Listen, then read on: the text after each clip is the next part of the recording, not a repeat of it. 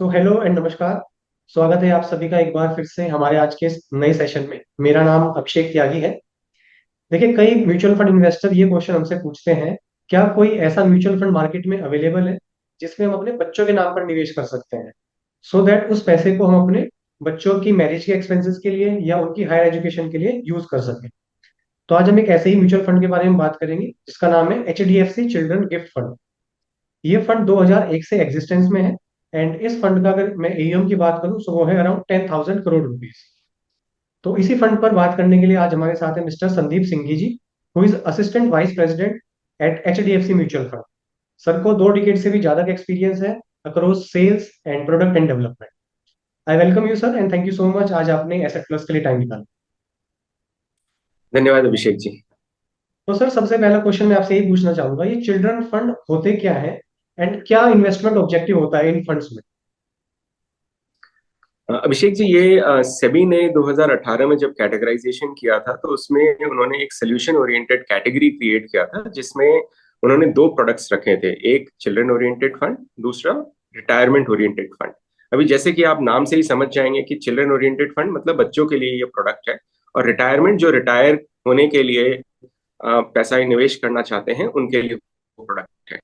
और आपने शुरुआत में भी ये कहा था कि जब आप बच्चे के लिए इन्वेस्टमेंट करते हैं तो एजुकेशन के लिए, हायर एजुकेशन के लिए इन्वेस्ट कर सकते हैं, मैरिज के लिए इन्वेस्टमेंट कर सकते हैं। लेकिन इसमें मैं कुछ चीजें और ऐड करना चाहूंगा, क्योंकि समय भी बदल रहा है तो जरूरतें भी बदलती हैं।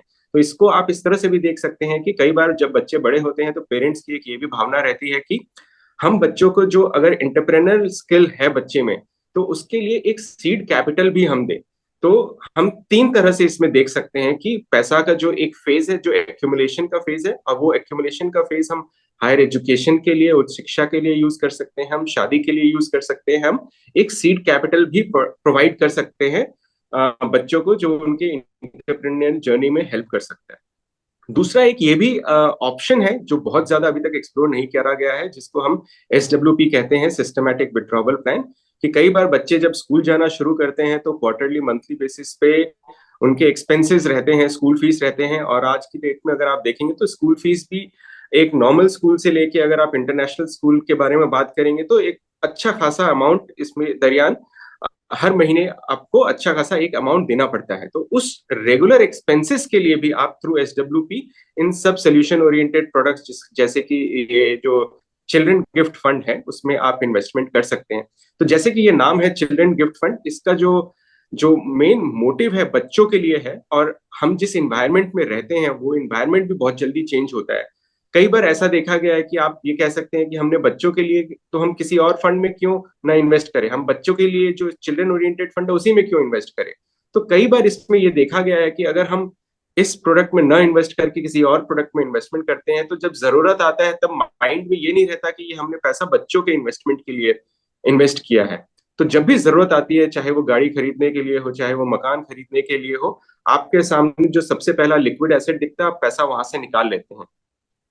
बल्कि आप जब चिल्ड्रन ओरिएंटेड फंड में आप इन्वेस्टमेंट करते हैं तो ये हमेशा देखा जाता है, जब भी आपको जरूरत पड़ेगी तो ये हमेशा ध्यान दिलाता है आपको कि ये बच्चों के लिए पैसा है। और इसको हम लोग एक टर्म यूज करते हैं, मेंटल अकाउंटिंग। आपने वो पैसा बच्चों के एजुकेशन के लिए, बच्चों के मैरिज के लिए आइडेंटिफाई कर लिया। और इन सब में सबसे ज्यादा जो इंपॉर्टेंट है वो एजुकेशन है। क्योंकि अगर आप एजुकेशन देखेंगे, जो नॉर्मल इन्फ्लेशन अगर वो 7-8% के आसपास है, तो जो एजुकेशन का जो इन्फ्लेशन है वो 12-13-14% के आसपास रहता है। तो हमें इस तरह के प्रोडक्ट्स में इन्वेस्टमेंट करना है जहां पे हम इन्फ्लेशन से ज्यादा रिटर्न कमाने के गुंजाइश कर सकते हैं। तो उस हिसाब से अगर आप देखेंगे तो ये चिल्ड्रन ओरिएंटेड फंड एक अच्छा प्रोडक्ट है, जो एक हाइब्रिड कैटेगरी के अंदर ही आता है, जिसमें कुछ पैसा इसमें इक्विटी में इन्वेस्ट होता है, कुछ पैसा इसमें डेट में भी इन्वेस्ट होता है।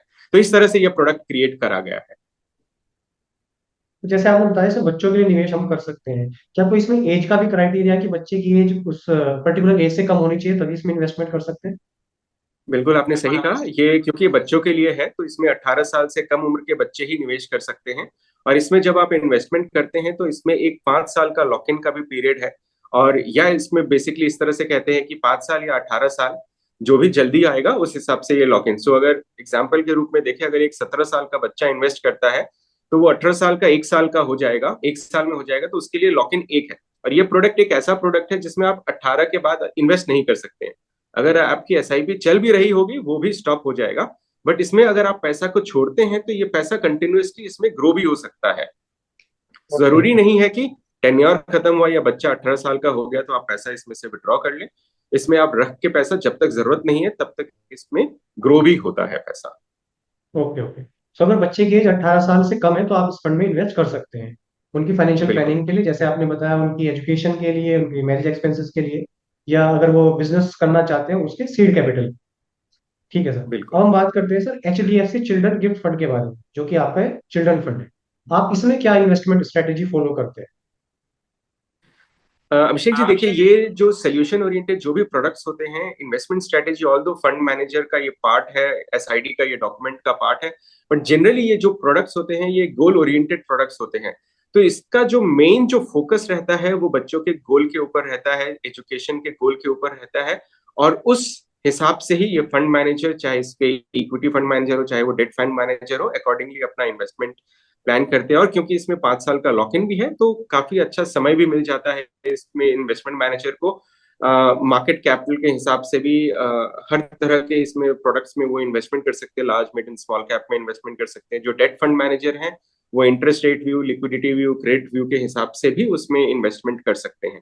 तो वो फंड मैनेजर को एक अच्छा खासा फ्लेक्सिबिलिटी देता है इसमें, अलग अलग तरह के इसमें आप इन्वेस्टमेंट को देखने के लिए। तो अगर आप इक्विटी की बात करेंगे तो नॉर्मली ये देखा गया है कि हम लोग इसमें जो इन्वेस्टमेंट करते हैं वो रीजनेबल ग्रोथ कंपनीज में इन्वेस्टमेंट करते हैं, जिनके साउंड फाइनेंशियल स्ट्रेंथ होनी चाहिए, जो सस्टेनेबल बिजनेसेस होने चाहिए, और उनका वैल्यूएशन भी बहुत महंगा नहीं होना चाहिए, एक्सेप्टेबल वैल्यूएशन होना चाहिए। उन सबको देखते हुए फंड मैनेजर इसमें इन्वेस्ट करते हैं। बट जैसे कि मैंने शुरू में कहा कि ये प्रोडक्ट एक गोल ओरिएंटेड प्रोडक्ट है, बच्चों के लिए प्रोडक्ट है। तो आइडिया ये है कि इसमें आपका एक बच्चे के लिए आप पैसा इसमें एक्यूमुलेट कर रहे हैं, और इसलिए ये प्रोडक्ट का नाम सजेशन में दिया गया है कि ये एक सोल्यूशन ओरिएंटेड के तहत चिल्ड्रन गिफ्ट फंड है। Sir okay. तो बेसिकली बच्चों के फाइनेंशियल गोल को ध्यान में रखते हुए सारी इन्वेस्टमेंट स्ट्रेटेजीज अपनाई जाती है। ठीक है सर। तो ये तो बात हुई सर इस फंड के बारे में। अब हम बात करें सर टैक्सेशन के बारे में। तो इस फंड पर, जो कि HDFC चिल्ड्रन गिफ्ट फंड, उसका टैक्सेशन कैसे होता है जब इन्वेस्टर इससे रिडीम करेंगे पैसे? सो देखिए, जैसे जब इसमें इन्वेस्टर रिडीम करते हैं पैसे, क्योंकि ये एक इक्विटी ओरिएंटेड फंड के अंदर क्लासिफाई होता है, तो इसका टैक्सेशन भी इक्विटी के तहत होता है। और अगर आप देखेंगे अभी जो इक्विटी का टैक्सेशन है, मैं लॉन्ग टर्म टैक्सेशन की ही बात करूंगा क्योंकि इसमें शॉर्ट टर्म वाले इन्वेस्टमेंट तो मिलेंगे नहीं। तो लॉन्ग टर्म में इसमें 12.5% का आज के हिसाब से जो टैक्स रेट है वो लगता है, और पहले जो 1.25 लाख है वो एग्जेम्पशन में भी जाता है। Okay sir okay. तो जो अगर हम टैक्सेशन की बात करें वो भी काफी बेनिफिशियल है इस फंड में, बिकॉज ये एक इक्विटी फंड है तो इसलिए इक्विटी टैक्सेशन इस पे लगता है। ठीक है सर। तो ये बात हुई टैक्सेशन की। अब हम बात करते हैं फंड की परफॉर्मेंस के बारे में। हालांकि फंड 2001 से एग्जिस्टेंस में है, बट आप मेरे को बताइए पिछले 5 साल की परफॉर्मेंस फंड ने कैसा परफॉर्म किया है, और पिछले 10 साल में अगर हम बात करें तो फंड ने कैसा परफॉर्म किया देखिए, फंड का जब भी हम लोग परफॉर्मेंस के बारे में बात करते हैं तो मैं इसमें एक आपको छोटा सा डेटा पॉइंट देता हूँ। जैसे कि आपने भी बताया कि फंड 2001 से है, तो ऑलमोस्ट 23 साल इसने कंप्लीट किया है। और अगर आप इसको इस तरह से भी देखें कि अगर किसी फंड, इस फंड में अगर किसी ने 1 रुपए इंसेप्शन पे इन्वेस्ट किया होता तो आज उसकी वैल्यू 37 रुपए है। तो 1 रुपी हैज बिकम 37 रुपीज। इसी तरह से अगर आप 5 साल या 10 साल के भी हिसाब से देखेंगे तो हम लोग अपने फंड को, परफॉर्मेंस को बेंचमार्क के अगेंस्ट देखते हैं, और इसने कंफर्टेबली अपने बेंचमार्क को बीट किया है 5 साल और 10 साल में। इनफैक्ट अगर आप इसको निफ्टी से भी कंपेयर करेंगे तो ऐसा कई बार देखा गया है कि निफ्टी को भी ये कई बार बीट करते हैं, क्योंकि ये हाइब्रिड स्ट्रेटेजीज हैं। और इक्विटी के जो उतार चढ़ाव के हिसाब से इसमें इक्विटी एलोकेशन भी उतार चढ़ाव थोड़ा सा इसमें चेंज करते रहते हैं फंड मैनेजर। उस वजह से कई बार ऐसा देखा जाता है कि वो निफ्टी को भी बीट करते हैं परफॉर्मेंस में। है? Okay sir okay. तो इस फंड ने मतलब अपने बेंचमार्क को भी बीट किया है, और कई बार हमने देखा है कि निफ्टी को भी बीट किया है, बिकॉज एक हाइब्रिड फंड है। Okay sir. हाँ जी। ठीक है सर, आपने सभी क्वेश्चन के आंसर काफी अच्छे से दिए। हम उम्मीद करते हैं जो हमारे इन्वेस्टर है एक चिल्ड्रन फंड में निवेश करना चाहते थे अपने बच्चों की फाइनेंशियल प्लानिंग के लिए, वो इस फंड को कंसिडर कर सकते हैं। सर एक बार फिर से आपका बहुत बहुत धन्यवाद, आज आपने हमारे इन्वेस्टर्स के लिए और हमारे पार्टनर्स के लिए सब टाइम निकाला। So thank you so much sir, once again. Thank you Abhishek ji. Thank you.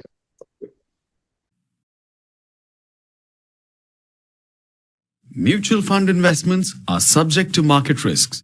Read all scheme related documents carefully.